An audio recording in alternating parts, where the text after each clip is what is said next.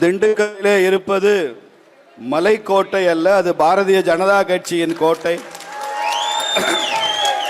என்பதை நான் பலமுறை வலியுறுத்தியிருக்கிறேன்.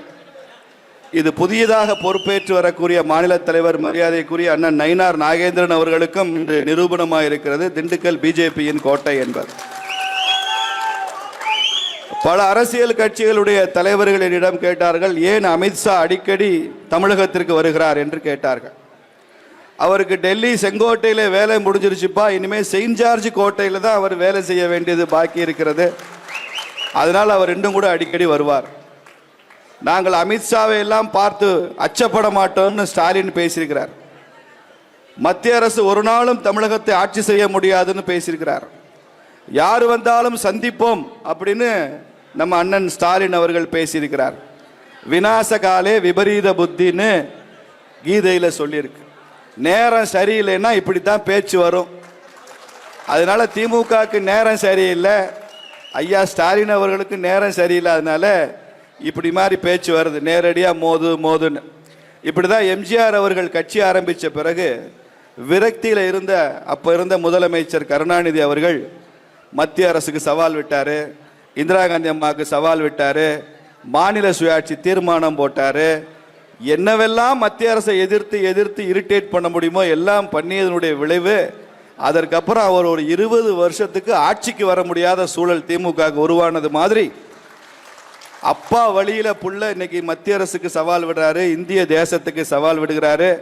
அவராவது 20 வருஷம் வர முடியலன்னா நீங்க 200 வருஷம் ஆனாலும் வர முடியாது.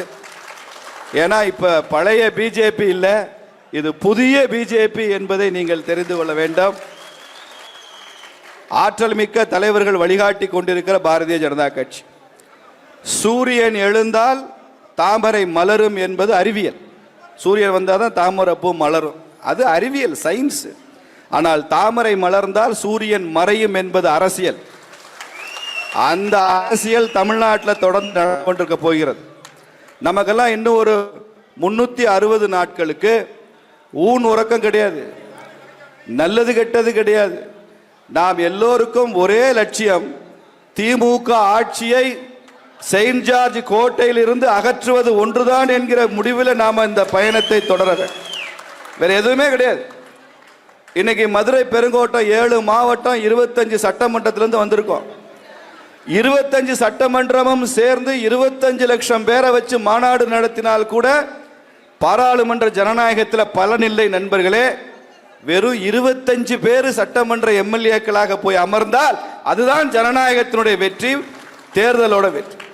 அப்படி இந்த பெருங்கோட்டத்திலிருந்து வந்த எல்லோரும் இன்று எடுத்துக்கொள்ள வேண்டிய சூளுரை, இந்த 25 சட்டமன்றத்திலும் மதுரை பெருங்கோட்டத்தில் தாமரை கொடி பறக்கும், திமுக கொடி அகற்றப்படும், திமுக ஆட்சி அகற்றப்படும். பிஜேபியினுடைய கூட்டணியினுடைய அத்துணை எம்எல்ஏக்களும் சட்டமன்றத்தை அலங்கரிக்க போகிறார்கள். எப்படி சோழர்கள் செங்கோல் பாராளுமன்றத்தை அலங்கரித்ததோ அதே செங்கோல் தமிழக சட்டமன்றத்தையும் அலங்கரிக்கும். அதையும் நரேந்திர மோடி ஐயா அவர்களே வந்து செங்கோலை வைப்பார். இதை சவாலாக நாங்கள் சொல்லுவோம். ஏனென்றால் அதற்கேற்ற ஆற்றல் மிகுந்த தலைவர் ஐயா நயினார் அவர்கள் நமக்கு கிடைச்சிருக்கிறார். அவர் சாதாரண தலைவர் அல்ல, கிட்டத்தட்ட 40 ஆண்டு காலம் பொது வாழ்க்கையில் அனுபவம் உள்ளவர். அவருக்கு சொந்த மாவட்டம் நாகர்கோயில் தான், பல பேருக்கு தெரியாது. கன்னியாகுமரி தான் அவருக்கு சொந்தம், பூர்வீகம். ஆனால் அவரது அரசியல் பணி, அவரது தொழில் எல்லாமே திருநெல்வேலியில் அமர்ந்தது.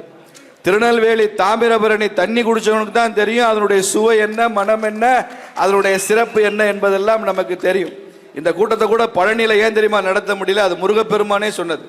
பழனியில் நாம பஞ்சாமிர்தம்லாம் வச்சிருக்கோம்ப்பா, அப்படி இனிப்பு கொடுக்குற நேரம் இல்லை, இது திண்டுக்கல்ல நடத்து, திமுகவுக்கு பூட்டு போடுற நேரம் இது, அதனால நீ திண்டுக்கல்ல நடத்து என்று சொல்லிதான் முருகனே ஆசீர்வதித்து இது திண்டுக்கல்ல நடந்து கொண்டிருக்கிறது. அப்படி ஐயா நயினார் அவர்கள் திருநெல்வேலி சீமைக்கு சொந்தக்காரர், தென்பாண்டி நாட்டுக்கு சொந்தக்காரர். அதிமுகவினுடைய அமைச்சரவையில் ஜெயலலிதா அம்மையார் முதலமைச்சராக இருக்கும் போதே தேர்ந்தெடுத்த முத்து ஐயா நயினார் நாகேந்திரன் அவர்கள். அப்போ தொழில்துறை அமைச்சராக இருந்தார். அவரது பணிகள் அபாரமானது. அதற்கப்புறம் தன்னை ஒரு தேசிய இயக்கத்தில் இணைத்து கொண்டு 2017 தொடர்ந்து பாரதிய ஜனதா கட்சியில் பல்வேறு பொறுப்புகளில் பயணம் செய்கிறார். அவர் சட்டமன்ற உறுப்பினராக, திருநெல்வேலி சட்டமன்ற உறுப்பினராக வந்தார். கடந்த நாடாளுமன்ற தேர்தலில் தமிழ்நாட்டிலே வியக்கும் அளவிற்கு இரண்டாம் இடத்தில் மிக அதிக வாக்குகள் பெற்று பல சட்டமன்ற தொகுதிகளில் திமுக கண்ணில் விரல விட்டு ஆட்டினவர் நயினார் நாகேந்திரன் அவர்கள். அவர் இன்னைக்கு பாரதிய ஜனதா கட்சியினுடைய மாநில தலைவராக பொறுப்பேற்றிருப்பது என்பது நமக்கு கிடைத்த ஒரு பெரிய பாக்கியம்தான். அவரது கரங்களை வலுப்படுத்தும். மாநில தலைவர் அவர்களுக்கு மதுரை பெருங்கோட்டத்தின் சார்பாக உறுதி கூறுகிறோம், நாங்கள் எப்போதும் உங்கள் பற்பம் நிற்போம். மாநில தலைவர் அவர்களே, உங்கள் கரங்களை வலுப்படுத்த நாங்கள் எப்போதும் தயாராக இருக்கிறோம். உங்கள் ஆணைக்கு, உங்கள் கட்டளைக்கு, உங்களது வழிகாட்டுதலுக்கு மதுரை பெருங்கோட்டம் எப்போதும் செவிசாய்க்க தயாராக இருக்கிறது என்பதை நாம் அவர்களுக்கு சூளுரையாக சொல்லணும். ஏன்னா இந்த தேர்தல் நேரத்தில் நாம் அவ்வளவு வேலை செய்யணும். நம்ம வீட்டில் யாராவது கல்யாணம் காது குத்தலாம் வச்சிருந்தா அடுத்த ஏப்ரலுக்கு அப்புறம் தள்ளி போக முடியுமான்னு பாருங்க. முடிஞ்சா தள்ளி போடுங்க. இப்போ நீங்க கல்யாணம் பண்ணீங்கன்னா இவங்கெல்லாம் நிர்வாகியா தான் உங்க கல்யாணத்துக்கு வர முடியும். அடுத்த ஏப்ரலுக்கு அப்புறம் பிஜேபி தொண்டன் திருமணத்துக்கு மேடையில் உள்ளவங்க எல்லாம் எம்எல்ஏவாவோ சேர்மனாவோ பஞ்சாயத்தினுடைய மிகப்பெரிய பொறுப்புல இருந்து அவங்க எல்லாம் வருவாங்க. அதனால அதற்காக உழைக்க வேண்டிய பொறுப்பு நாம இருக்கு. எல்லா இடத்துலயும் அரசியல் பேசுங்க. டீ கடையிலுக்கு போனா டீ குடிச்சிட்டு வராதிங்க, அங்கே உட்காந்து பிஜேபி அரசியல பேசுங்க. கல்யாண வீட்டுக்கு போறீங்களா, நம்ம போய் அச்சதை மாத்திரம் போட்டு வராதிங்க. திருமண வீட்டில் அரசியல் பேசி பேசி வளர்ந்ததுதான் திமுக. திருமண வீட்டிலும் பிஜேபியினுடைய அரசியலை, தேசிய அரசியலை நாம பேசத்தான் வேணும். மைக் பிடிச்சு பேசணும்னு அவசியம் இல்லை. அங்க இருக்கிற 10 பேர்கிட்ட பேசுங்க. கையில போறப்ப நோட்டீஸோட எடுத்துட்டு போங்க. திமுகவை ஏன் அகற்ற வேண்டும் என்கிற காரணத்தை சொல்லுங்கள். திமுக இன்னொரு முறை தமிழகத்தில் ஆட்சிக்கு வந்தால் அது தமிழ்நாட்டிற்கு ஆபத்து இல்லை. தமிழ்நாட்டிற்கு ஆபத்து என்பது மட்டுமல்ல நண்பர்களே, இந்திய தேசத்திற்கு ஆபத்து என்பதை நாம் சொல்லணும். ஒரு உதாரணம் மாத்திரம் நான் சொல்லி நிறைவு செய்கிற ஒரு நிமிடத்தில் 1962 தேர்தலில் அப்போ ராஜாஜி அவர்கள் இருந்தார், ஐயா பசும்பொன் தேவர் இருந்தார். இவங்க 2 பேரும் கூட்டணி வச்சுக்கிட்டாங்க. ராஜாஜியும் தேவர் அவர்களும் கூட்டணி வைத்துக் கொண்டாங்க.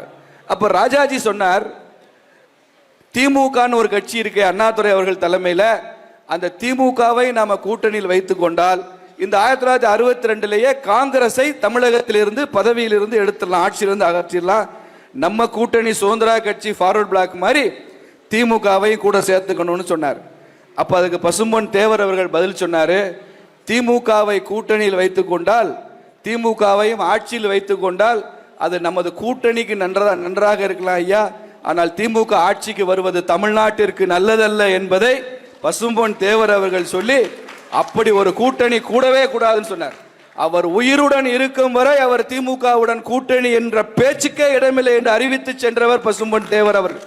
அந்த வழியில் வந்ததுதான் பாரதிய ஜனதா கட்சி. நமது உடல்ல ஒரு சொட்டு ரத்தம் இருக்கும் வரை இந்த திமுக ஆட்சி அகற்ற வேண்டும் என்பதை நினைத்து கொண்டு பார்க்க வேண்டும். என் உடலில் உயிருள்ளவரை பாரதிய ஜனதா கட்சியை என் பகுதியில் ஒரு அங்குலமாவது உயர்த்தி விட்டுத்தான் நான் போவேன் என்று சூளுரைக்கிறவன் தான் தாமரை தொண்டன். அந்த வழியில் நாம் செய்ய வேண்டும். இன்னைக்கு மேடையில் அண்ணன் ஹச் ராஜா அவர்கள் இருந்திருக்கிறார். எனக்கு தெரிய 45 ஆண்டுகளாக இந்த ஒற்றை லட்சியத்திற்காக பணியாற்றுகிற ஒப்பற்ற தலைவர் அண்ணன் ராஜா அவர். அவர் நடந்து செல்கிற மண்ணை எடுத்து நெத்தியில பூசிக்கலாம், வேற விபூதியே தேவையில்லை. அத்தனை கோயில் புண்ணியமும் அவர்தான். அவ்வளவு சிறப்பான தலைவர்கள் நமக்கு இன்று வழிகாட்டுகிறார்கள். இவ்வளவு சிறப்பான நிகழ்வை திண்டுக்கல் கிழக்கு மாவட்டத்தினுடைய தலைவர் முத்துராமலிங்கம் மிக சிறப்பாக செய்திருக்கிறார். அவருக்கும் நான் இங்கே பாராட்ட கடமைப்பட்டிருக்கிறேன். மேடையிலே முன்னாள் மாவட்ட தலைவர்கள், இப்போது இருக்கிற மாவட்ட தலைவர்கள், மூத்த நிர்வாகிகள் எல்லோரும் வந்திருக்கிறாங்க. அனைவருமே சேர்ந்து சூளுரைப்போம், சாதிப்போம் என்று கூறி நிறைவு செய்கிறேன். நன்றி, வணக்கம். பாரத் மாதா கி ஜெய்.